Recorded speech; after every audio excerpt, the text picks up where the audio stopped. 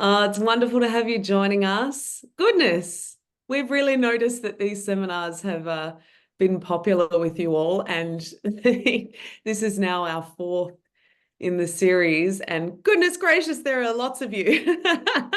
Thank you so much for joining us.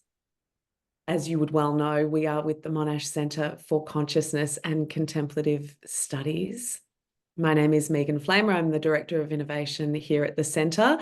And today we will be examining burnout. But whether you are, maybe you're driving, maybe you're running around, maybe you are, have a spread of lunch in front of you, maybe you're watching this with a bunch of colleagues today, wherever you are, let's just take a moment to arrive.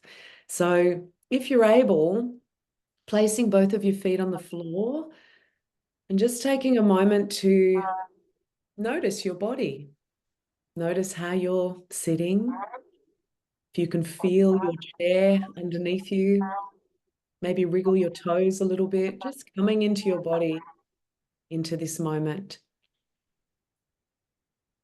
We'll take this opportunity to also acknowledge the traditional owners of the land from wherever you are joining us, whether that's here in Australia, here in Melbourne, overseas. And just taking a moment to acknowledge the safety, the clean air that we enjoy, the presence that's possible, and the opportunity for all of us to discover something today together. Gently bringing yourself into the space with us. And again, thank you so much for joining us. This our fourth seminar in our series of meditations and the mind here with the Monash Centre for Consciousness and Contemplative Studies. So there is a bit of housekeeping as always. This will be recorded. So just know that you'll be able to revisit any of the pieces of this and rewatch if you'd like to. Please, at any time, do add your questions. We might get to your question. We'll be monitoring those questions throughout and getting to as many of them as we possibly can, and hopefully answering all of the questions that you might have about burnout. It's my huge pleasure to introduce someone, maybe a stranger to you, but I very strongly doubt it, Professor Craig Hassard. Craig is the M3CS Director of Education. He's the coordinator of mindfulness programs across the whole of Monash University and beyond. He has interest in mind-body medicine, obviously mindfulness. He developed the world's first mindfulness curriculum for the Monash medical curriculum. He's also been awarded an OAM, no big deal. I know that this always embarrasses you. I get to rave about how amazing you are. But he's also the designer of our Navigating Burnout program. And if you want to dive more deeply into any of these concepts, that's a perfect way to do it. So Craig, thank you so much for doing this today and answering all of these deep and burning questions that people have about burnout. Well, thank you very much, Megan. It's great to be with you. And today I'm on the other side of the fence, as it were, not doing the interrogation, but being interrogated. So please be kind to me, Megan. Feel free to interrogate me back, but I'll probably just ping pong it back across to you and be like, I think we have some research on this one, if we can ask you those. I think we should start with sort of the obvious thing. What exactly is burnout? Yeah, burnout's a word that's used quite a lot these days. We kind of, I've got the flu, etc. But it's a pretty imprecise word most of the time when people use it. It does mean something quite specific. So Maslach, so she developed the Maslach's burnout inventory and trying to look at what were the actual most essential components of burnout. And she came up with three essential elements that have been used in pretty much all the burnout research for the last few decades. The first one's emotional exhaustion, just feeling wrung out. We should distinguish it from depression. which is different, although sometimes they can overlap. Burnout can predispose to depression and etc. But it's not kind of lowered mood. It's just like feeling wrung out emotionally, emotional exhaustion, depersonalization. So we can get kind of very cynical and disconnected from people. That sort of human connection's not there. And of course, in healthcare, with COVID, for example, there was a lot of burnout, and so people are doing an amazing job, but the kind of that really caring human side of it sort of really starts to get a bit strained. And the third element is a lack of personal efficacy. We don't feel we're very effective in our job. We don't feel we're achieving much. What we're doing is not kind of that important. We're just sort of going through the motions. So they're the three: emotional exhaustion, depersonalization, and a lack of personal efficacy. So that's what it kind of means. But it is certainly a word that's used a lot in common language these days. It's really interesting as well, because you'll notice that people will often appropriate a term. For example, you say, oh yeah, I have PTSD from doing X, or I'm completely burned out from Y. When we're looking at the actual physical manifestations of this and how that can show up in the body, for example, what are some of and I know I'm kind of trying to get all of the negative stuff out of the way early so that we can really get into the tools and look at, like, what do we do? How do we work with this? But what can long-term burnout, or even, just even short-term burnout, what can that do to your body? Well, because the emotions are involved, and anytime our emotions are involved, the body will be involved as well, because the body's always responding to our emotional states, for better or for worse. And so chronic stress, related to work most commonly, but can be related to things in general, can predispose us to burnout. But that chronic stress is associated with what's called allostatic load, a physiological wear and tear on the body that accumulates over time, not just over days, but weeks, months, years. So, and this sort of wear and tear is because we're activating the fight or flight response more than we need to, and not switching it off when we need to. So when we're walking down, a corridor from our car to our office, for example, we've got this kind of stress response tension grinding away in the background, and we're never noticing it, and we're never switching it off, because that response is really meant to be for when we're wrestling tigers and bears. And well, I suppose we don't have tigers and bears in Australia, but wombats and and boxing with kangaroos. So that sort of that activation in the long term predisposes us to a lot of chronic illnesses. So it can accelerate the progression of those chronic illnesses. It can impair our immunity and our resistance to coughs, colds, and infections. It can activate a lot of the risk factors for illnesses like heart disease. The blood pressure's constantly going up until it kind of starts to stay up. It's like think of it, if I was to use another metaphor, it's like the thermostat's turned up too high, and because we do that so consistently, it doesn't actually reset lower when it needs to. So anyway, there are certainly some effects associated with our long-term physical health of doing that. And is that where the exhaustion comes from? Is it that you've had that up too high for too long? I mean, one of the things that I've heard bandied around is the term adrenal exhaustion, for example. Is that tied to this? Well, the adrenal glands are very involved with activating that fight or flight response. And we don't often use, in medical terms, the term adrenal exhaustion, but it's kind of like we're pumping out so much cortisol and so much adrenaline that the system gets conditioned to that. And it's not just what's those mediators of the stress response, but it's also what's happening to us neurologically. So the stress circuits in the brain over time get kind of sensitized, if you like. They get more reactive.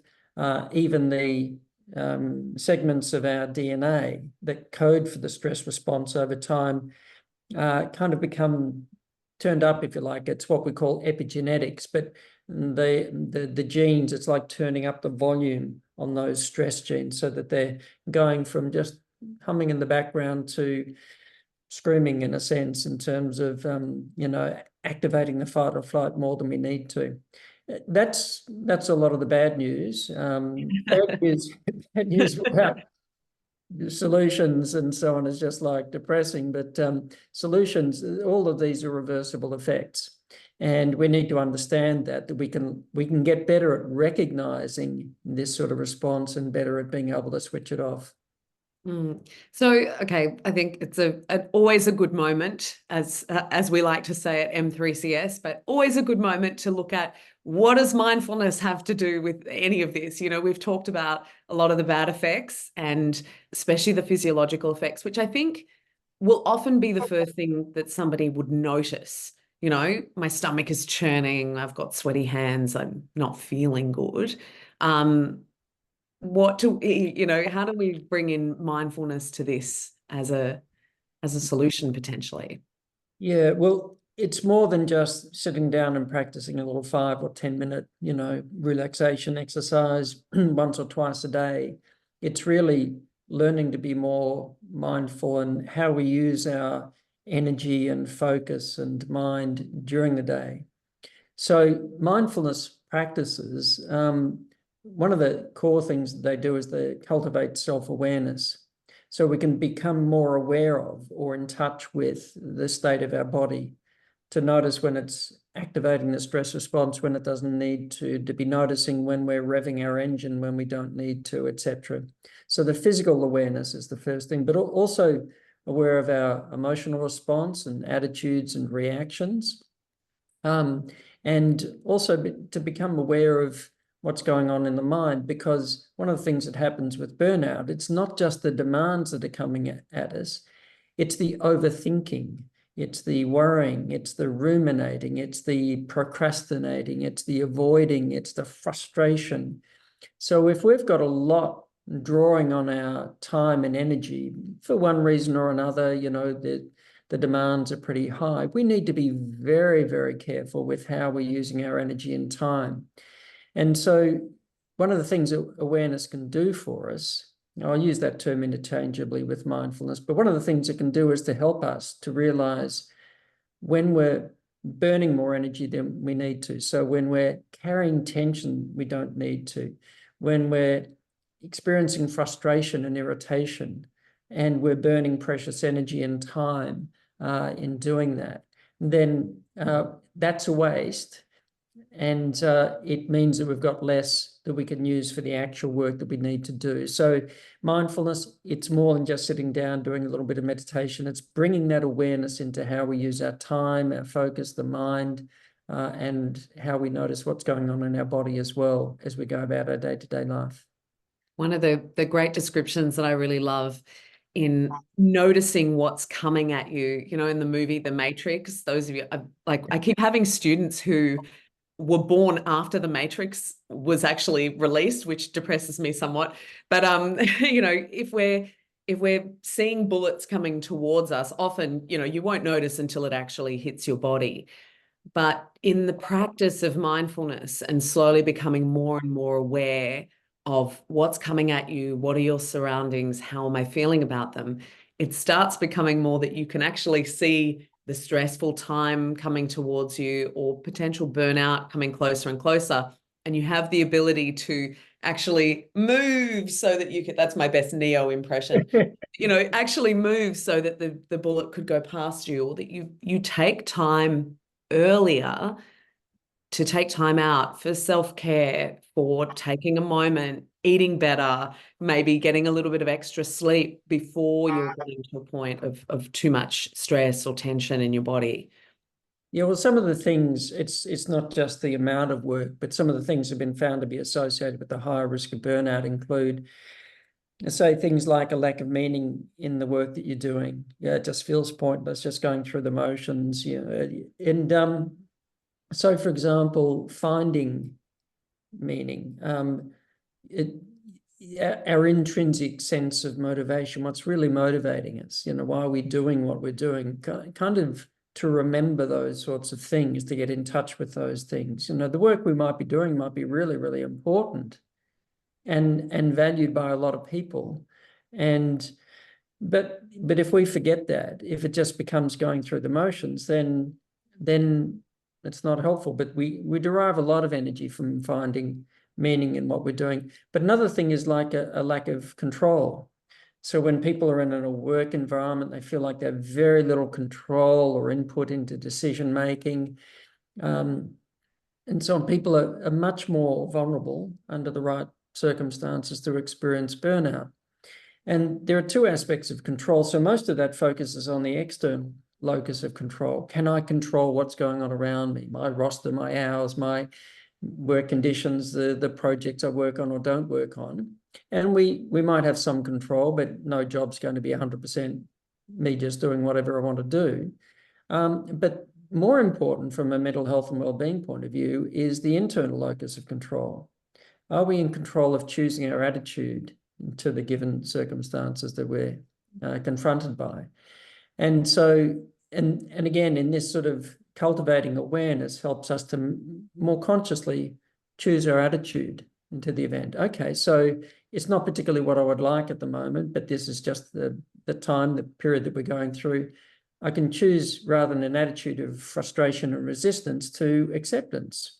No, this is how it is at the moment, and it'll be like this for a period of time. But if we can choose our attitude, then it protects us from a lot of the stress that would otherwise come from having a very resistant, reactive attitude to the same events.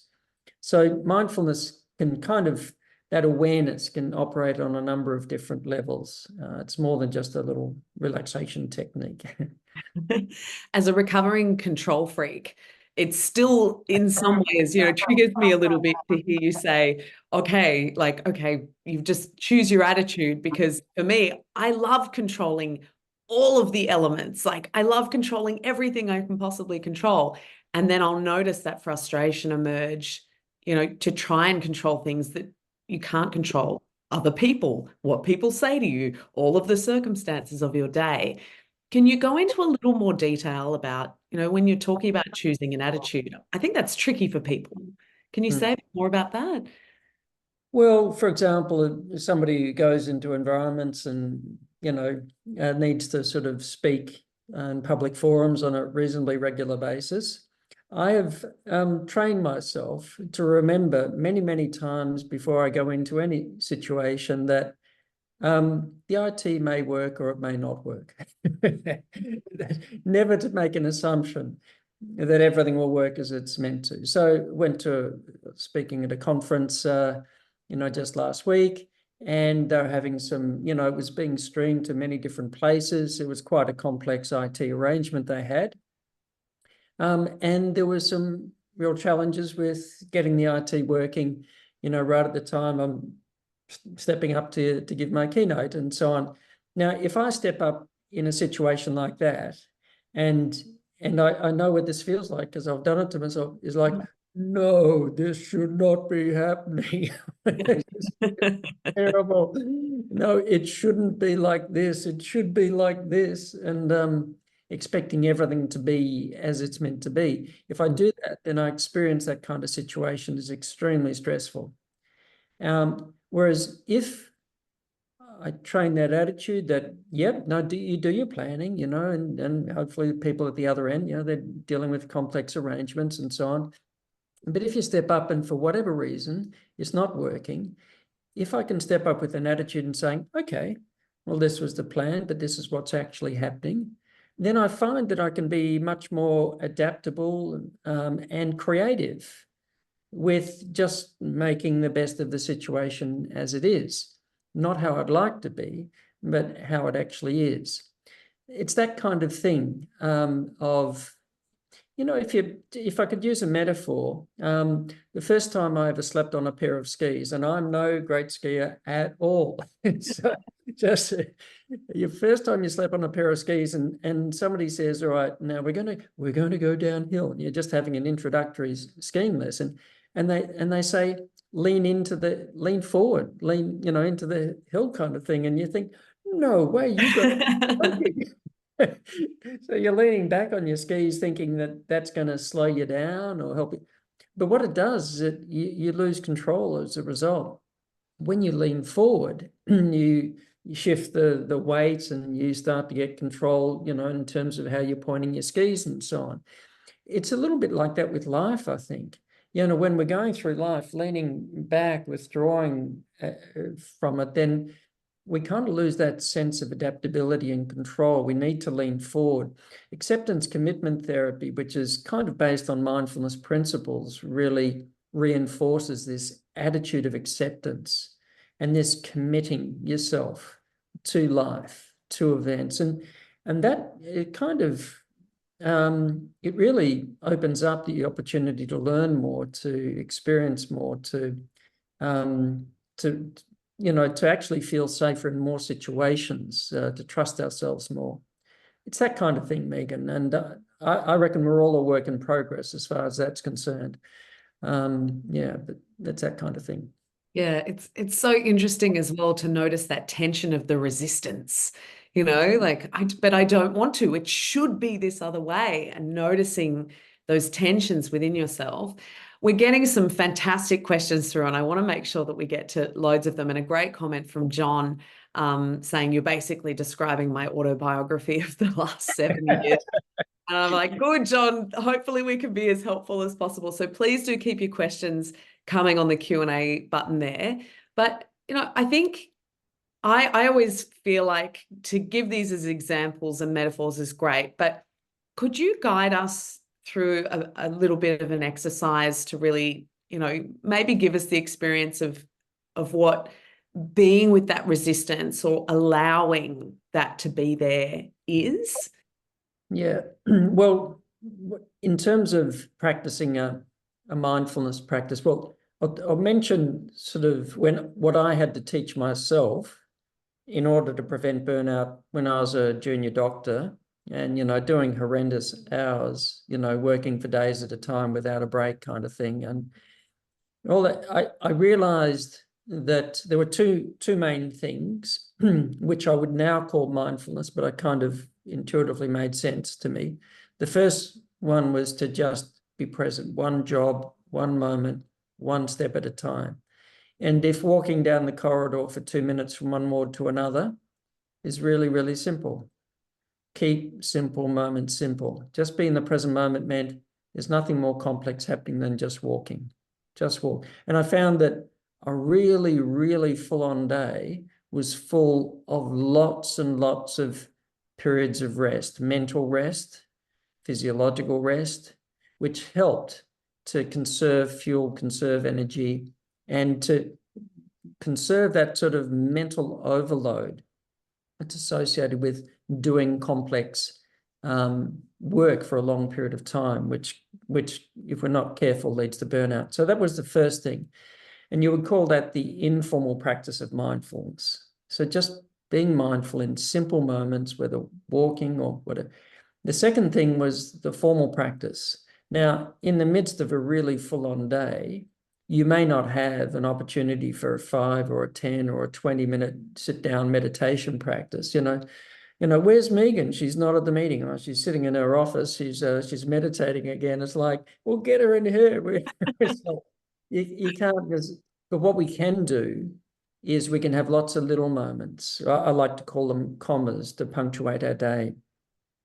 So you might have just finished working on one complex thing, but you can just take a comma like a half minute or a minute to just stop and settle oneself and have a moment of awareness. So I'll take us through one of those if you like, just to get a bit of a taste. So for all of those of you at home or in your office or wherever you are, if you feel comfortable to, just sitting balanced in the chair and allowing the eyes to gently close. Now, we're not actually tuning out, we're just tuning in. The first thing is just to be aware of the body and noticing how it's feeling. Just noticing the body's posture. And if there are any tensions there that the body doesn't need to be holding, then just noticing them. And if you're happy to, just gently letting them go.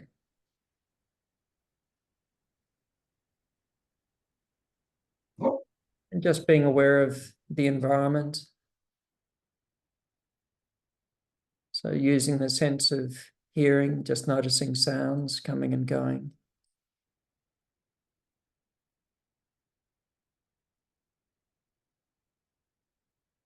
And if you're happy to, just drawing in a deep breath and letting it out slowly and gently.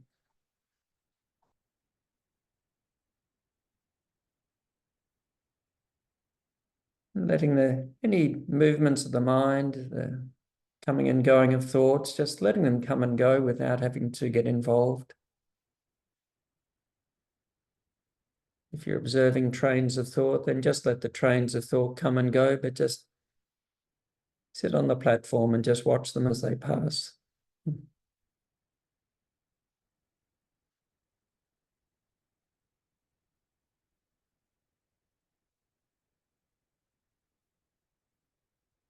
Good. Now, whenever you're ready, allowing the eyes to gently open. Good. Good. So that might have been maybe just a bit more than a minute. But if you threw in 5 or 6 of those in a day, as you move from one activity, finish working on a project, about to go to a meeting, for example, just give yourself one of those. At the end of the meeting, another one. If you punctuate your day with a number of those, see what you notice about how you're operating in between times. Such a lovely reset. I love it. I feel like I know. And if I can just add one thing too, Megan, one of the traps we get into, and we all know what this feels like. I mean, it's not like you and I are sitting here talking about burnout to others, as if we've never, we're all challenged by circumstances, etc. But one of the traps we get into, which I try and avoid whenever I notice it, is thinking, I've got so much on, I've got so much to do, I don't have time to even take half a minute or a minute. I don't have time to just barreling on from one thing to another. And then we get into a cascade of mistakes of trying to complex multitask while we're doing things. What we're actually doing is the opposite of what we need to do. So those times when we feel like I don't have time to stop even for half a minute is exactly the time when we need to stop for at least half a minute. Yes. Yeah.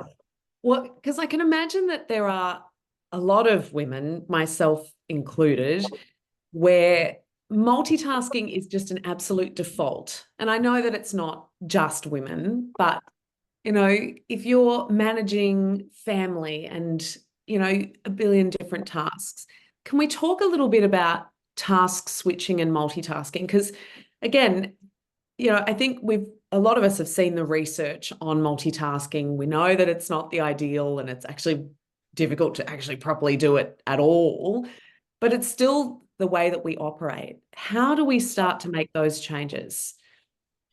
This is kind of a part of how we micromanage our attention, in a sense. So complex multitasking, just to, again, multitasking is a term like burnout that's thrown around a lot these days. But what we're actually meaning in complex multitasking is trying to do 2 or more complex things at exactly the same time. So you're trying to have a conversation with somebody about a topic at the same time as you're, maybe it's on the phone, but at the same time as you're writing an email to somebody, or driving your car while you're having a conversation with a work colleague. So 2 complex things at exactly the same time, complex multitasking. It doesn't work because there's the mental overload, the stress response, memory circuits are impaired, we make more errors. And if we're doing something like driving a car, we're 400% plus more likely to have a motor vehicle accident while we're doing it. We think, I can do it, but the human brain does not pay attention to 2 complex things at the same time. Now, efficient attention switching is a really useful skill, especially in certain work environments or a busy home life, but that's a bit different. It can look like multitasking, but it's not. So you're typing out a legal email, For example, if you're working in a law firm and the phone goes off. So you switch your attention from the email to the phone. So you're still only doing one thing. It's just a different thing. Somebody comes to ask you a question. Excuse me a moment. You cover the phone. You turn your attention to the person speaking. You listen to what they say. You give a sensible response. Good. You go back to the phone call. Finish that. Good. Go back to the email. Every time we do that, there's a little lag of rebooting what you were doing before, but it might be under the circumstances what's necessary. So efficient attention switching. If you look at experienced emergency medicine specialists, for example, looking at a monitor one moment, checking something with the patient the next moment, giving an instruction to maybe, the allied health professionals who are helping out one month, next month. So the attention's moving like a laser beam, but it's on one thing at a time. When we're trying to pay attention to multiple things at exactly the same moment, the attention's like a strobe light. It's just going all over the place, not helpful. So, and I think that there are a lot of women who are really, really good at efficient attention switching, but we should change our language around that. And because multitasking is something that is really not safe or effective. I think we've had a perfect question around this, and I feel like you've just answered it, but maybe we can go a little more into it. Let's say you've come to a point where you're aware that you're burnt out, but you still have a million things to do on your calendar, and you've determined that all the events and tasks are important to you. How do you advise someone who's in this position right now? Okay. Well, if a person really has done a review of all of that, and they are really important, okay. Firstly, prioritize what's most important, all the way from 1 to 10 or to 100, whatever it might be. Okay, and then just start with priority 1. And so one step, one job, one thing at a time. So with as little energy as it takes to do that job, just focus on that job. Maybe you start off with a brief mindfulness practice. Now focus on the job, but conserve all the energy. Often when we're working, when we're just walking down the corridor, there's this kind of intensity, that happens with chronic stress. We're holding on to tension in the body. We open a door, we use 10 times as much grip as we need to. We're holding a pen with a vice-like grip. We're actually bringing tension into everything. So remove all the unnecessary tension, but just one step, one job. You kind of making your footprint as light as you can make it as you step your way through the various things that you need to do. If you do need to switch from one job to another, just mentally let the other one go, focus on the next one. But just try. One of the things that often happens is we're, with the best will in the world, we're trying to get it all done. And you're halfway through an email. Oh, there's a notification that goes off in the corner of the screen. Oh, you look at that, you open that. Oh, you're halfway through that. Another notification comes. Next thing, you've got 10 half-written emails, half a dozen half-read, notices and other things. And all of a sudden, the build up. And so we need to take care with the way in which we work. So technology can be a great facilitator in helping us to do that efficiently and effectively, or it can become a tyrannical master in terms of, because there's things coming at us, notifications all the time. Turn off unnecessary notifications. Don't interrupt the flow of a task unless you absolutely need to. So complete that thing before you turn off your notifications and just go to the next email you need to look at. So just go through one thing, one step at a time, pace ourselves. But the use of technology is, in many ways, I think, is becoming part of the problem for many people, not part of the solution.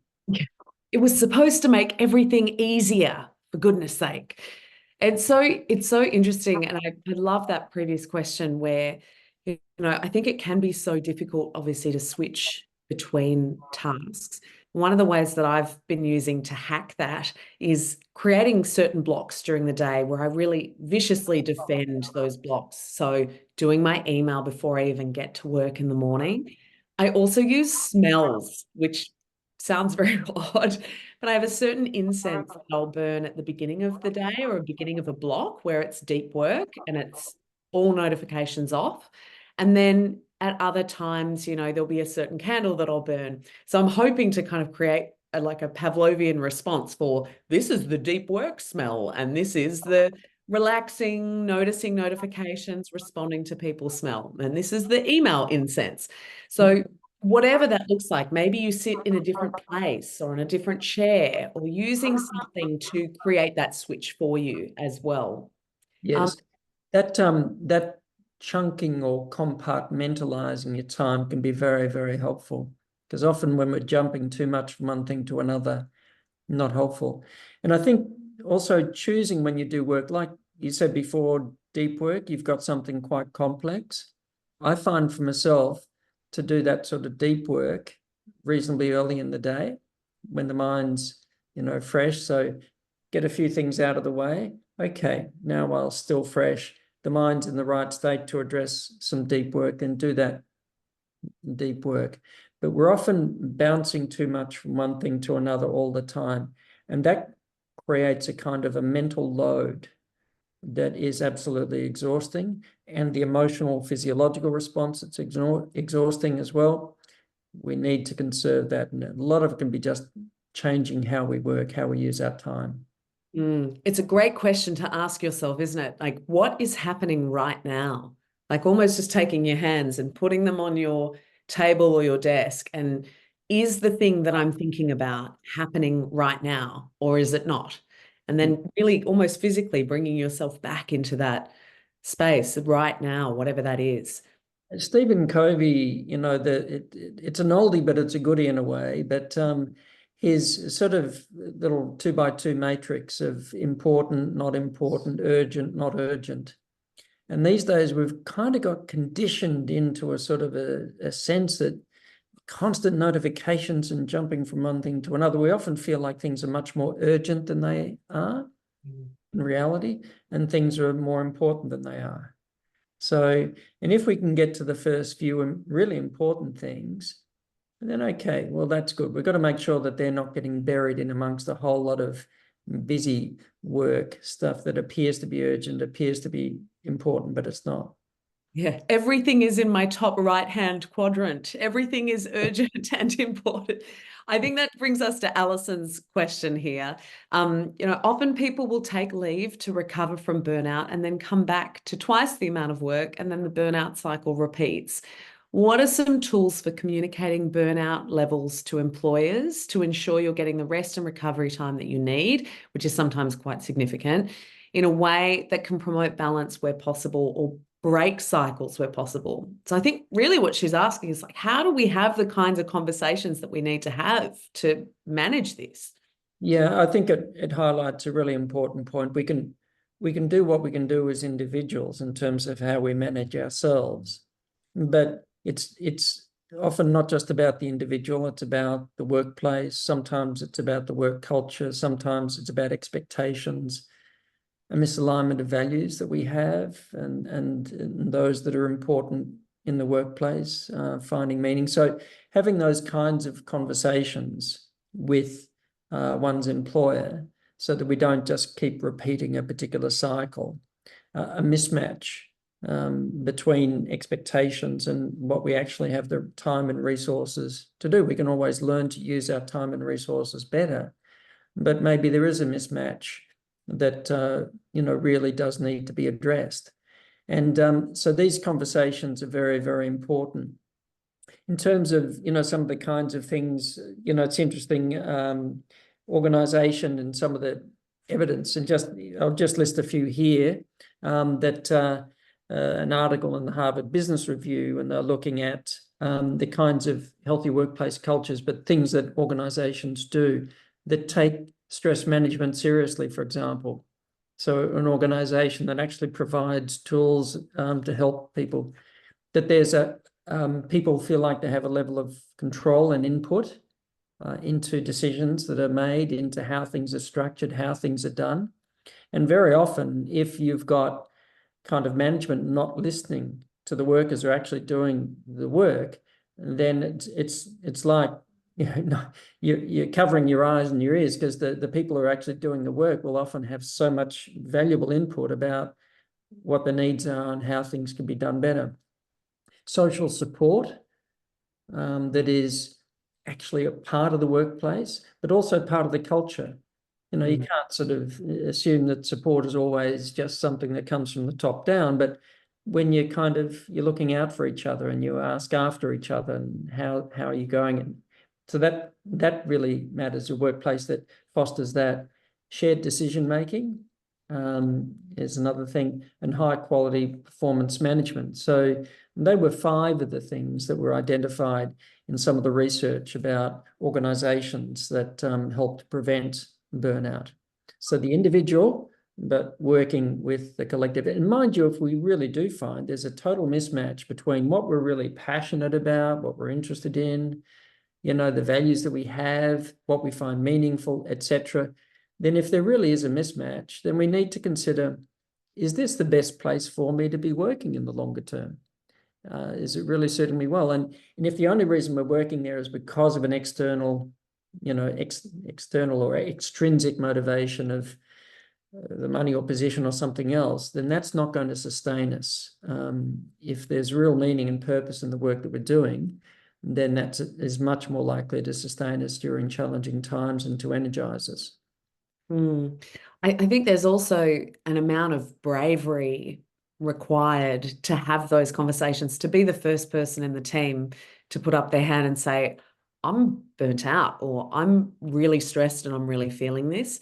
But in the groups and teams that we've worked with at M3CS, one of the things that we notice is it takes, one person to say something, and it's not like a Debbie Downer conversation of like, oh, I'm complaining, we've got too much work. It's like, yeah, we all have too much work. Is there a way that we can divide the work up? Is there a way that we could all go to the boss?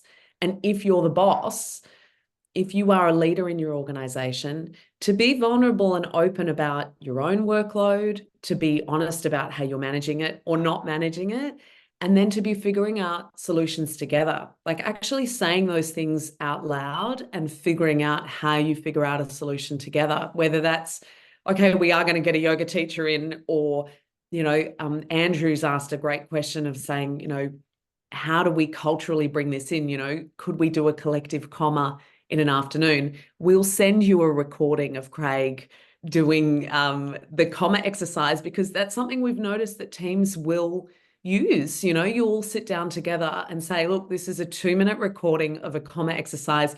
Humor me. Just have a listen to it. I think this Craig guy knows what he's talking about. Let's just take a breath and sit and, look at a way that we could just de-stress and refocus for a moment this afternoon together. Yeah, I think workplaces that collectively take it on, like people are informed, from management through all the people that are working in different parts of an organization. If everybody's informed as to, what it's about, why it matters, a little bit of the evidence on it, but you can start to bring it into the culture of how a workplace works. So, you have your meetings, for example, where everybody's not on their phone trying to answer emails at the same time as they're at the meeting. Your meeting, just focus on one thing at a time. You don't encourage people to multitask. You encourage them to use their time, chunk their time well. And people also, this is really important these days, especially since COVID and work from home, many will feel like I never get a break because my technology's in the home and I've gotten used to answering emails at all times of day and night, and people expecting answers at all times of day or night. And we've never drawn the boundaries about, when to stop, when's enough. This is time to stop and time for rejuvenation. Am I taking time to exercise and look after myself and spend time with the people who are really important to me outside of work, and taking all that time for self-care and making sure I sleep rather than sleeping and constantly scrolling my phone in the middle of the night and checking stuff? So do we know how to set reasonable boundaries around what we're doing? And there's no one thing that's going to be right for everybody, but if we're noticing the stress and the effects of what we're doing online too much, not drawing boundaries, then we need to take some personal responsibility for that. But go into the workplace and have a conversation. How can we make this work environment better for everybody? How can we reduce that mental load? How can we improve our efficiency but use less energy to do that? So they're important conversations to have, and it often just takes a brave person for everybody, including the management, to say, "Thank heavens, that's a really valuable, offering, and let's do something about it." I love that there are also so many. I mean, I love technology, and then I love that there's more technology for managing the technology. But there, if you're looking at what are the boundaries, I love when someone at the bottom of their email will say, I may respond to this outside of working hours, but I don't expect you to. You're communicating that boundary just with a little line under your email. I think that's also really powerful for a leader or a boss to include in their email. So you're not expected to respond on a Saturday morning. And I think with your device, you can put a lock on your phone so you can't access it after a certain time. You can change the screen on your laptop or your desktop so that the blue light ratio will change throughout the day. There's a great app called Flux. We are not sponsored by Flux, but that you can use to actually change that, or setting timers for your notifications so that, after 5 p.m., you're not going to be getting work email notifications on your device. So you can artificially put those in and run those experiments on yourself to make sure that those boundaries are there, and, help you if maybe you don't have great discipline with doing those yourself. You can put these artificial boundaries in place so that you can develop those habits of healthy boundaries a little better. Yeah. Oh, we're getting so many. Oh, I love this. Nick saying the power of the schedule send with emails as well. Use something like Boomerang so that you can schedule things for later, and then they can come during, a different time.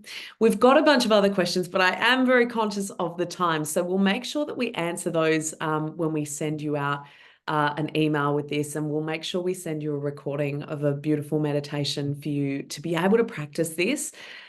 Because we know that these are the muscles that you have the opportunity to develop. It can feel really tricky at the beginning when you're first starting to implement some of these practices and put some of these good boundaries in place. But by practicing them over time, Craig, you always describe it as the gym for your mind. You're starting to really build those muscles and being able to powerfully make those choices, and hopefully over time, getting better at being able to make those better decisions and have more agency for how you spend your time. Wonderful. And so thank you very much as well, Megan, for your input here. Some of this has been of some interest in use, and for those who would like to learn more about it, certainly can look at that course where we unpack a lot of these things week by week and give those strategies in that burnout course. Yes. So we will also send you a link. Keep an eye on your inbox because we'll have a special offer for you. But our Navigating Burnout, this is my favorite course name, I have to say. Navigating Burnout, Flourishing in Work and Life, which is quite a lofty claim, but it is a really beautiful course. I'm not just saying that because it's ours. We have 2 more cohorts this year. So there'll be one coming up in June, and then we'll have another one in mid-September. So if this is something that you really want to learn to implement better, it is a really beautiful course. We've just launched it this year, and we'd love to have you join us. And also, as always, we offer loads of free events and recordings and meditations. So please, do join us for next month's seminar as well, free seminar, which will be for Mindful in May. So lots of fantastic offers and conversations happening then as well. It's a wonderful Elise Bailey, so which will be great, and her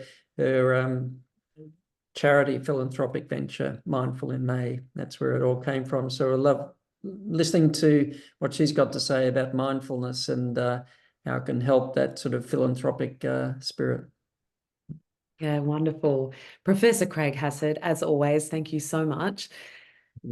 And thank you all for joining us. If you have any questions at all, please don't hesitate to reach out and keep an eye on your inbox for that special offer for our burnout program. We'll see you soon.